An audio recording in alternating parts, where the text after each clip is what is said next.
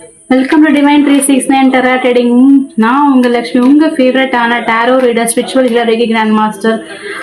இன்னைக்கு நாம் ஏஞ்சலோடைய கைடன்ஸ் தான் பார்க்க போகிறோம். எஸ், ஏஞ்சல்ஸ் உங்களுக்கு என்ன மாதிரியான மெசேஜ் கொடுக்க போகிறாங்க, என்ன கைடன்ஸ் கொடுக்க போகிறாங்க, நம்மளுடைய சோல்மேட்ஸுக்கு என்ன கைடன்ஸ் கொடுக்குறாங்க அப்படிங்கிறத நம்ம இன்னைக்கு பார்க்க போகிறோம். பட் அதுக்கு முன்னாடி நம்மளுடைய சேனலை சப்ஸ்கிரைப் பண்ணாதவங்க சப்ஸ்கிரைப் பண்ணுங்கள், லைக் பண்ணுங்கள் அண்ட் கமெண்ட்டில் எல்லா ஏஞ்சல்ஸ்க்கும் தேங்க் பண்ணுங்கள். ஓகேவா? ஓகே, ஸோ ஏஞ்சல்ஸோடைய மெசேஜ் என்னன்னு பார்க்கலாம்.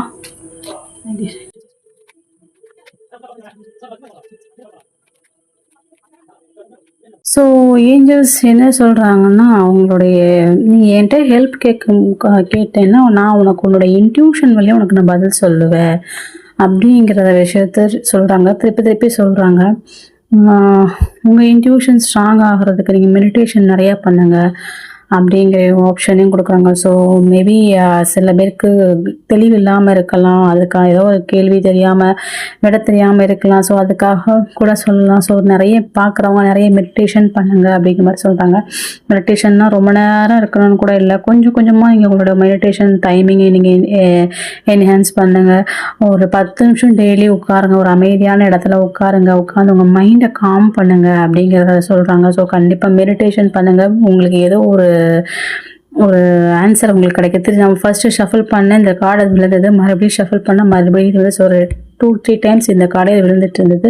ஸோ சம்திங் ஏதோ ஒரு கீ உங்களுக்கு கிடைக்கிறதுக்கு இந்த மெடிடேஷன் உங்களுக்கு ஹெல்ப்பாக இருக்கும் அப்படிங்கிறது. அண்ட் யாராவது கொஷின்ஸ் ஏதோ கேட்க விரும்புங்க, ஏஞ்சல்ஸ் அதுக்கு ஒரு கைடன்ஸ் கொடுக்குறாங்க. எஸ் ஆர் நோவா தெரியல, பார்க்கலாம். ஸ்க்ரீனை கூட நீங்கள் பாஸ் பண்ணிக்கோங்க. ஒரு மைண்டை காம் பண்ணிவிட்டு ஏதோ ஒரு கொஷினை நீங்கள் இப்போ உடனே உங்களுக்கு ஒரு ரீசன் தெரியணும், ஒரு ஆன்சர் தெரியணும் அப்படின்னா அதுக்கு அந்த கொஷின் நீங்கள் மைண்டில் வச்சுக்கோங்க.